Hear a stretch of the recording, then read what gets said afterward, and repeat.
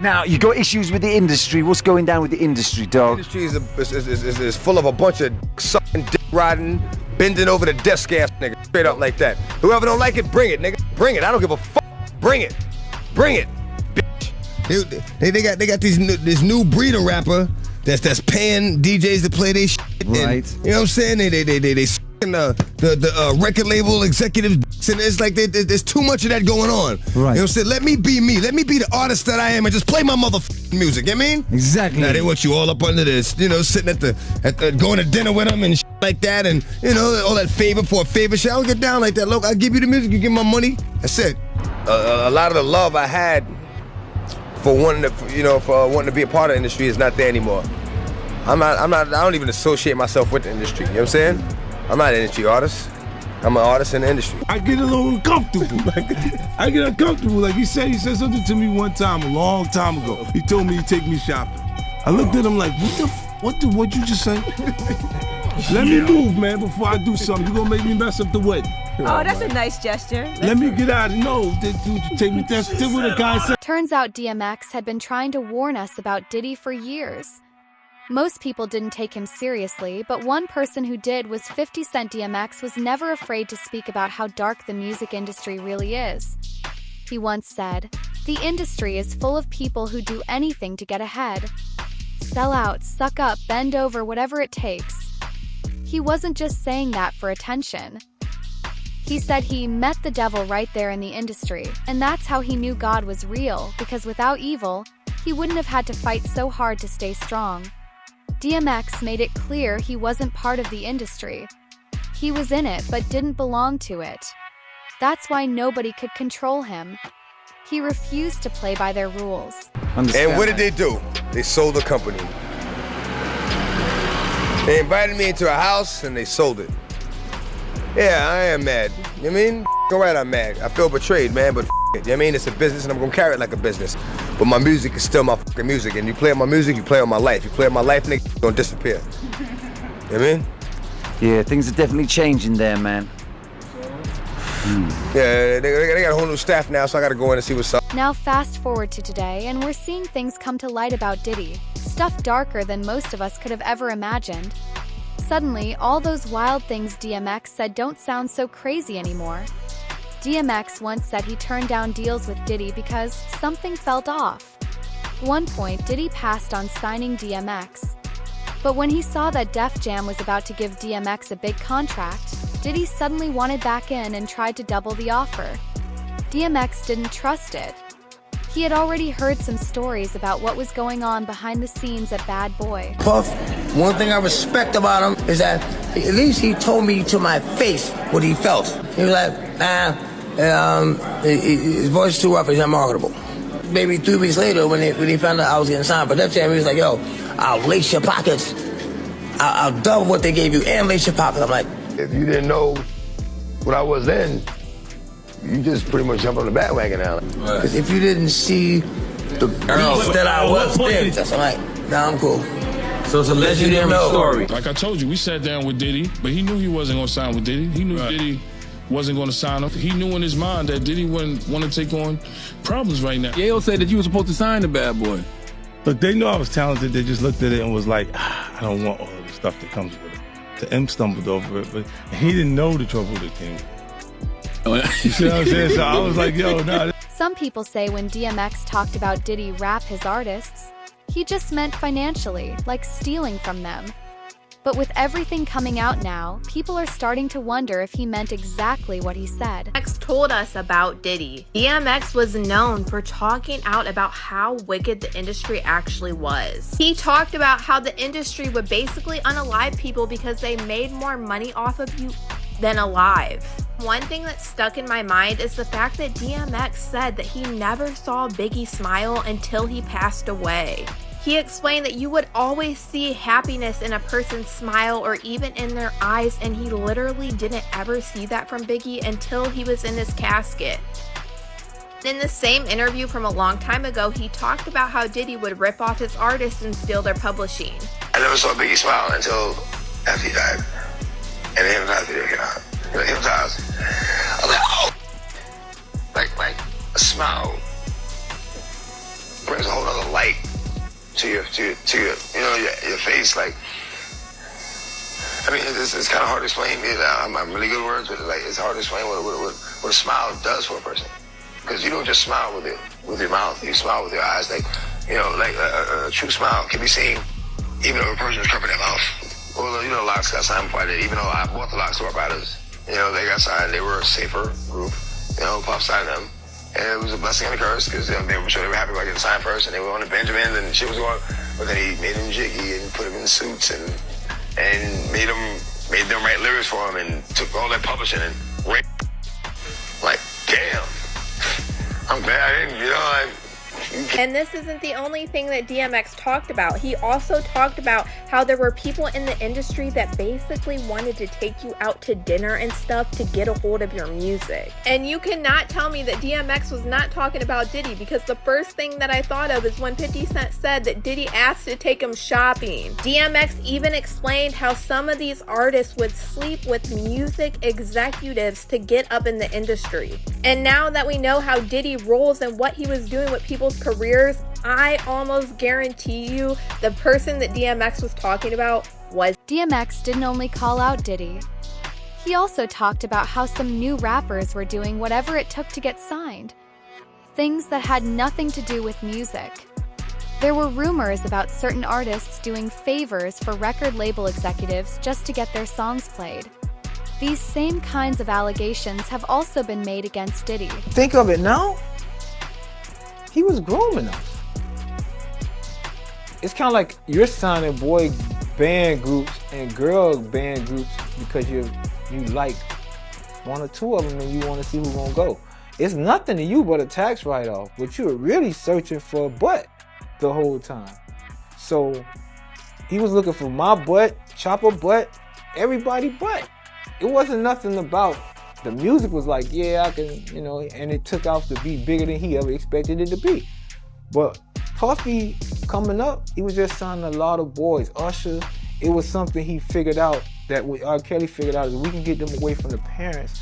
If we could get them alone, isolated, you know, then we can get them. Once you get in a butt, it's like, you want us now. What you gonna say? I got video of me in your butt. Like, how can you ever make another record? You dig what I'm saying? DMX had a whole song called The Industry where he broke down how fake and messed up it all was. He said, "It's not about talent anymore. It's about playing the game. They want to control how you dress, how you act, how you talk. And if you don't fall in line, you're done." But he refused to be fake. He said, "I'm not an industry artist. I'm an artist in the industry." And now here we are in 2025, and everything DMX said back then is starting to look like the truth. He warned us about artists selling their souls. He warned us about the vultures. He warned us about Diddy. And he wasn't the only one. Right, I go to Diddy parties, which is where people like me step in.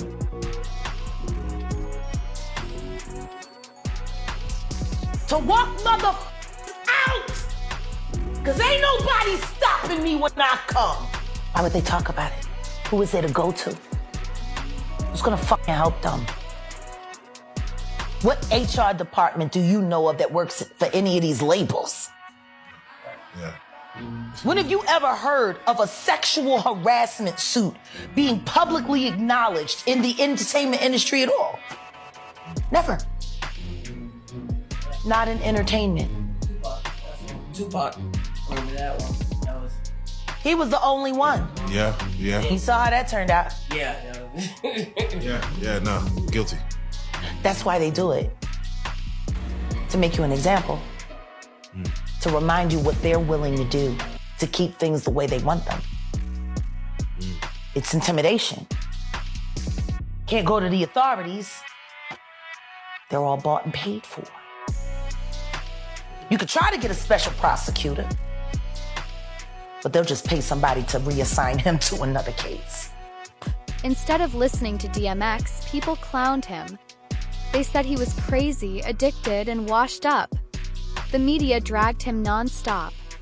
Even when he passed away in 2021, they still called him troubled instead of giving him the respect he deserved. Sure, DMX had issues. He struggled with drugs and had legal trouble, but one thing he was never accused of was hurting women or children. He never had any serious accusations of predatory behavior, unlike some powerful people in the industry who just kept getting richer and more famous. And you know what the problem is? There's a strong chance Diddy might be able to walk away. Bring in David Gelman, former prosecutor and a criminal defense attorney. David, welcome. Hey, Mike, good to be here. So in week 2 of testimony, jurors heard from a dozen witnesses as prosecutors try to prove sex trafficking and racketeering. What are your expectations when court resumes tomorrow? It's going to be really interesting tomorrow when Diddy's third or fourth assistant takes a stand, and she's going to actually corroborate Kid Cudi's testimony from last week, where he said that Diddy and another associate of his bombed his Porsche years ago at his house. Now, you have to have corroboration about that because nobody can put Diddy there. And in fact, nobody even can say Diddy's the actual one who did it. But if they can say that Diddy or an associate of his did it, then you may have a racketeering charge there. Because right now, as it stands, Mike, nothing, and I mean nothing, is sticking to Diddy. Diddy's lawyers are trying to make the case that his escapades do not amount to federal crimes. How difficult is that argument? I think they're doing a fantastic job, honestly. Look, everybody has said, and Diddy's lawyers even said it in their opening statement, Diddy is not a good guy. There's a lot of domestic violence that occurred between him and Cassie in their relationship. However, what we've heard so far from the testimony of Cassie and the other individuals does not amount to the federal charges that he's being charged with right now. I'm not going to say anything that we heard is very good because it's all horrific. However, the state or the government in this particular instance needs to prove beyond a reasonable doubt that he conspired to racketeer, to traffic, and to promote prostitution. So far, they're falling way behind in this. And I know there's a lot more to go in this trial because they're saying it's going to be about 8 weeks. But the government really better step on the gas because they don't have a lot more time to go. So the play seems to be maybe admit to a state crime that avoids prison time. Is that it? Yeah, I think so. Look, again, you're hearing about all this domestic violence, but all of that has nothing to do with what Diddy is charged with. There's a possibility, and I'm saying a very strong possibility right now, that Diddy could walk, that he could be spending 4th of July at home having a barbecue. Rapper 50 Cent says he's planning to contact President Donald Trump. He wants to stop Trump from pardoning Diddy. And this could change everything for Diddy. Trump shocked everyone on Friday during a press conference in the Oval Office with Elon Musk. When asked about Diddy's ongoing federal trial for racketeering, Trump said he'd be open to giving him a pardon if he's found guilty. 50 Cent wasted no time responding. On Instagram, he made it clear he won't let Trump give Diddy a free pass. He said some really bad things about Trump. It's not okay. I'm going to reach out so he knows how I feel about this guy, the Indie Club rapper wrote. Then he posted again. Donald doesn't take well to disrespect and doesn't forget who chooses to go against him. Earlier in the week, Diddy's former assistant Capricorn Clark testified that Diddy once complained to his manager Chris Lighty about 50 Cent after an MTV event. In an elevator after the show, Diddy said, "I don't like all the back and forth. I like guns." That line didn't go unnoticed. 50 Cent, who was famously shot 9 times in 2000, mocked the comment on Instagram. Speaking of Capricorn Clark, she testified about some absolutely bonkers stuff. Her explosive testimony in the federal sex trafficking trial against Sean Diddy Combs. Yeah, today jurors heard from Capricorn Clark. She was a former employee of Combs who testified that the music mogul kidnapped and threatened her during her time working for him. Combs has pleaded not guilty to all charges in the case. NBC News Entertainment correspondent Chloe Malas is outside the courthouse for us once again in New York City. Chloe, what did Clark say on the stand today? It was incredibly riveting. She was emotional just a few moments ago. She actually apologized to the judge for crying so much. This is a woman who was a personal assistant for Combs at one point and then held various roles on and off over the course of 14 years. And she talked about this one moment from December 2011 when she says that Combs was furious when he found out that Cassie had been cheating on him with musician Kid Cudi. Remember, Kid Cudi, whose real name is Scott Muscudi, he testified last week. And so now we're getting a fuller picture of her version of what happened in December 2011 when Combs allegedly broke into Kid Cudi's house after he found out that Cassie and Kid Cudi were having this relationship. And she says that Combs showed up to her apartment early in the morning with a gun and kidnapped her, forced her to go with him to break into Kid Cudi's home. And then she said that she stayed back in the car and she called Cassie and warned her what was going on. She also says that later that morning she returned to Sean Combs' house after he had her go and get Cassie and bring her to him. She says that that's when she witnessed Combs violently Cassie and her to the point that she fell to the ground in a fetal position, and that he continued to kick all the way from the front threshold of this mansion to the street. And she says that she was so worried for Cassie's life that she actually called her mother, Regina Ventura, and told her to call 911. But this is slightly different, you guys, than what we heard on the stand from Kid Cudi. Also, when we heard Regina Ventura take the stand, we didn't hear about that call from Capricorn Clark. So, it's really interesting for me to sit in this courtroom and you hear little bits and pieces of these alleged events. And so it's going to be really interesting to hear what the jury eventually thinks in a few weeks. And I also want to point out that it looks like the prosecution might actually be running ahead of schedule, and they may only have just about 4 weeks left of their case before they hand it over to the defense. And Chloe, who else are we expecting to see on the stand this week? So today we're expecting to hear from some of the individuals that got to the scene of Kid Cudi's car explosion a few weeks after this alleged kidnapping. Remember, he said last week on the stand that Combs was so angry about his relationship with Cassie going on behind his back that he was behind this Molotov cocktail being put into his Porsche convertible. And we saw pictures of the damage of his Porsche last week. So we're expecting to hear from some of the firefighters and the police officers that were leading this investigation. And Gene Deal had even more shocking revelations to add to Clark's testimony. Capricorn testified against Puffy on Tuesday. You was there, right? How did that go from your point of view? When Capricorn testified, man, it was heartfelt not because she was crying and going through all the pain that Cassie and her went through, and because when you heard her testimony, you found out that she really didn't care for Cassie like that. Their friendship grew. They had grown into a friendship that she cared more about Diddy, because she even wrote him letters that she had a crush on him back in the day. So it was kind of weird hearing all the stuff she was going through. And in my mind, I was thinking that, and knowing who Diddy was, he probably slept with her too. That's what I was thinking. I don't know that to be true. You understand? But what people didn't understand in her testimony, because just like Dawn, that he would fire her, then she'll come back, or she'll go get another job, and then she'll have to come back, or whatever didn't work about, something like that. People don't understand this, bro. And when you look at the situation with all the people that were employed by Diddy and that was in the music world, it's this old proverb, the golden rule. And what's the golden rule? The man with all the gold make all the rules. They think it's 5 times they said. Up in this old abandoned warehouse like. So she was terrified and she was scared and she didn't want to go, but she had to go. And she put Paul Offord on blast. That's the one they used to call Uncle Paulie. She put him on blast like he was some gangster taking her up there.